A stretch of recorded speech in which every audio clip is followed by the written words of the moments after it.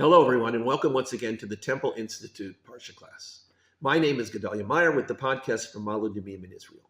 We are all familiar with the phenomenon of motivation. It is a basic part of our lives.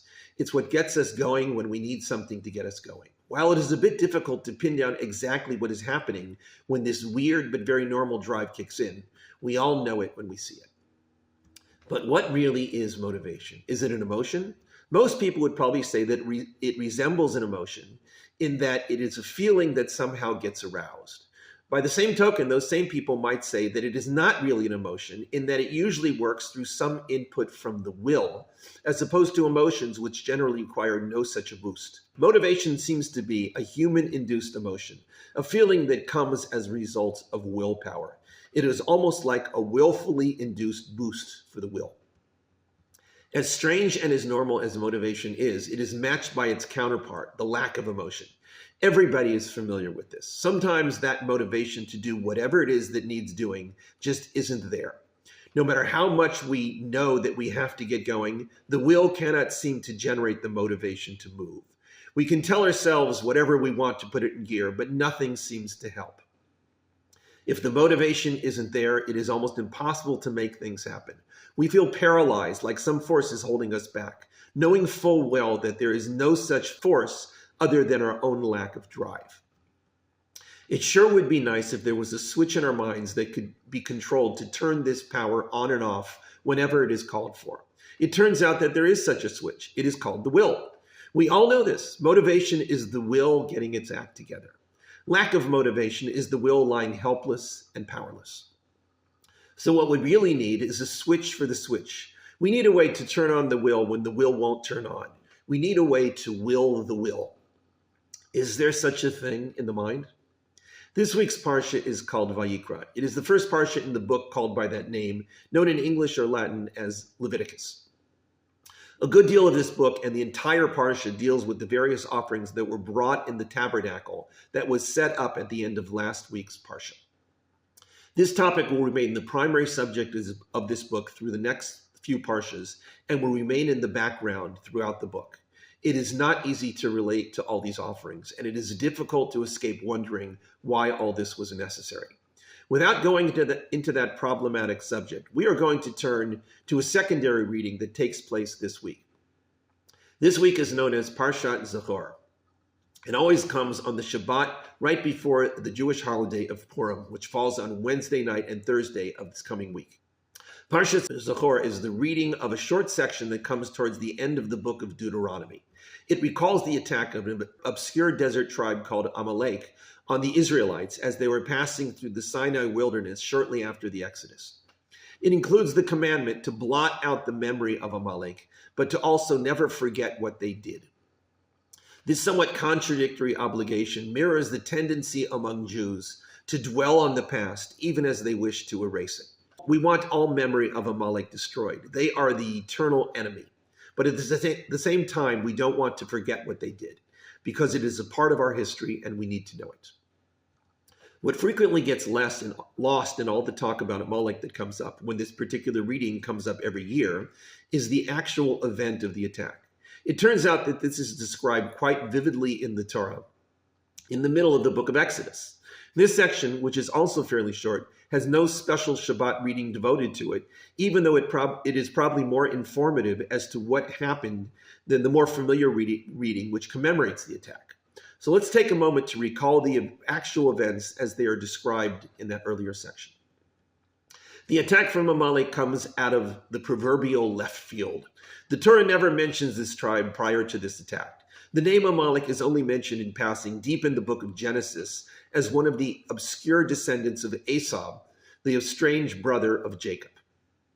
The attack from this tribe appears to be unprovoked. They just come out of nowhere and for no reason and attack the massive hosts of the Israelites. The attack occurred at a place called Rephidim, which was probably somewhere on the western edge of the Sinai Peninsula.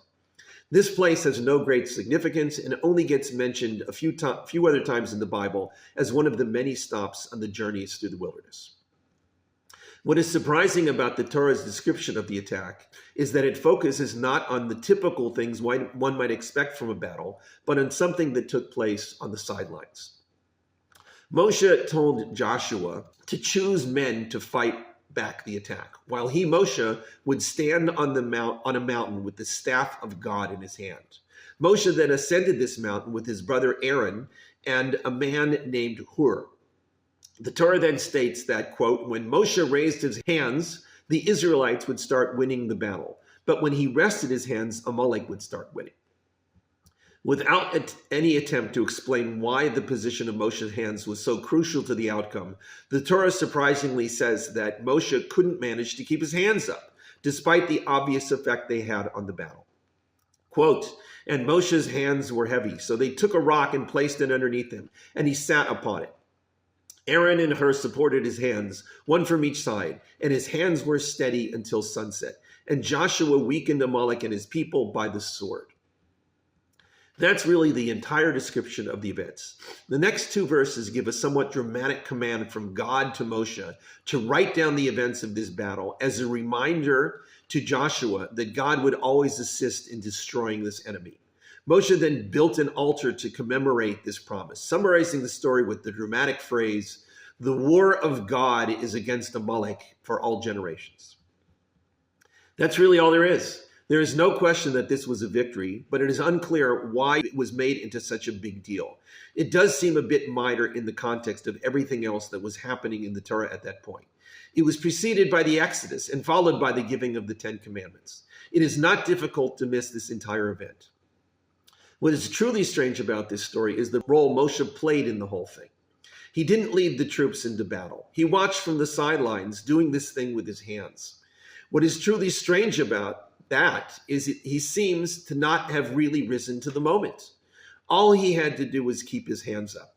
He wasn't in the thick of the battle risking his life. Why couldn't he simply do his part and have everything work out? This is not some minor player we're talking about. This is Moshe, the ultimate hero of the Torah, who could seemingly accomplish the impossible whenever he wished. This is the guy who engineered the Exodus and all the plagues. This is the guy who stayed up on the mountain for 40 days and 40 nights without eating or drinking. Why was it so tough to keep his hands up for an entire day? The rabbinic interpretation of this thing with the hands is that this served as some sort of inspiration for the Israelite soldiers to put their faith in God. When Moshe's hands were up, they were inspired to have this faith. When he lowered them, their inspiration faltered. If anything, this makes the question worse. He knew the consequence of keeping his hands up. He knew what was at stake and the vital role he played in everything. If anything should motivate a person, this was it. What went wrong? This is not an easy question to answer. Whatever answer we propose has to be somewhat demeaning to Moshe and totally out of his character. But something must be proposed. Perhaps the answer lies in the mysterious nature of motivation. Moshe's role in this, according to rabbinic tradition, was to motivate the Israelites in battle. He ultimately succeeded in this. His role was essentially that of a biblical cheerleader. While this by no means is meant to diminish Moshe in any way, it remains a fact. He didn't take any direct part in the battle. This fact alone may be the single clue we have in answering this riddle. His lack of consistent and sustained motivation may have been due to the fact that he wasn't playing any direct role in the outcome. Motivation is a strange creature. We have it when we have it, and we don't when we don't. Why does it seem to be there sometimes, even when we are not particularly driven by anything? And at other times, it is nowhere to be found, even though we really wish it were. While there is no great answer to this extremely relevant question, there are possible partial answers. The most basic, perhaps, is that the will-to-will motivation is not there when we really don't feel that what we are doing is all that important. We may be able to fake ourselves into thinking that it is important, and this may do the trick for what is needed at the moment, but there are times when it simply isn't enough. To get the will to motivate oneself, one needs to feel that they are doing something big, and that what they are doing is vital to the cause. Without these conditions, motivation can falter. Perhaps this is what happened to Moshe. Unlike the situation on the top of Mount Sinai, when he was the sole conduit of everything, and everything depended on him alone, here he was more of an involved observer. He didn't have as much skin in the game as those actually fighting the battle. Their actions were crucial, while his was never more than a motivator for them.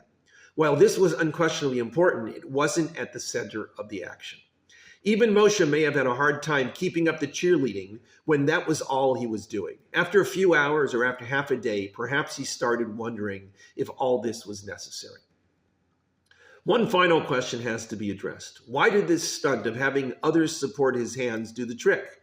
Couldn't those in the middle of the battle see through this ruse and realize that Moshe himself was faltering and thus lose a bit of their own motivation? Perhaps the answer to this is that they saw he wasn't giving up even though he was struggling. He kept at the job even if it meant making himself look weak and in need of support. Sometimes there is no greater inspiration than seeing someone who really isn't fully motivated persevere nevertheless. If that person can do it, even though their heart may not be all there, so can I. Motivation works in strange ways. It can work its magic even when it lacks a sufficient source. Keeping on is sometimes the best motivator of all. Shabbat Shalom.